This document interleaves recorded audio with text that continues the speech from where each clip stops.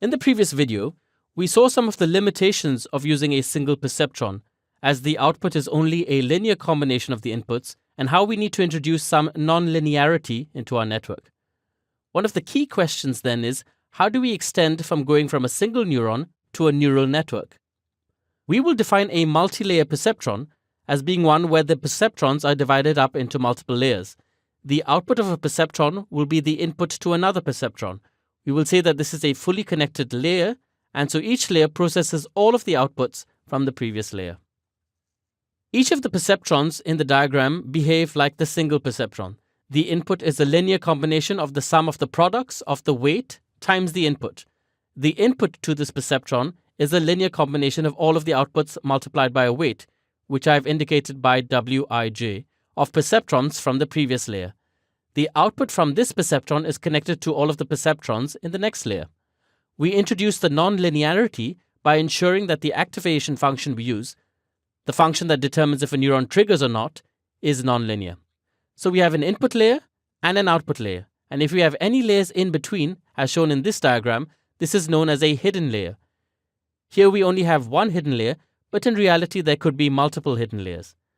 A deep neural network is then a neural network with one or more hidden layers. Given a set of inputs into the network and the outputs, how many hidden layers do you think are sufficient to learn any function? Well, in 1989, Sebenko introduced a theorem suggesting that one hidden layer was sufficient. The implications for this are quite amazing.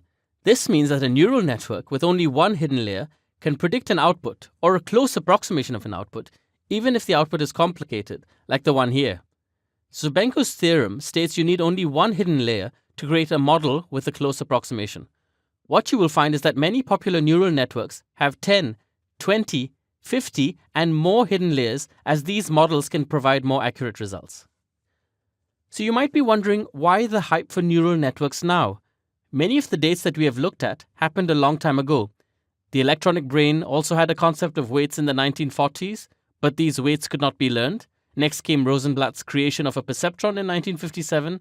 Both the perceptron and the Adeline were binary classifiers and used the linear decision boundaries. Backpropagation was invented in 1986. So why has deep learning kicked off in such a significant way over the last few years? The answer is twofold. Firstly, the availability of massive amounts of labeled image data. So for example, if I was to look up my favorite sport, squash, there are thousands of images available here that are labeled as squash. And secondly, the massive computing capability of GPUs with vendors such as NVIDIA. In the next video, we will look at how we introduce nonlinearity into our neural networks using activation functions.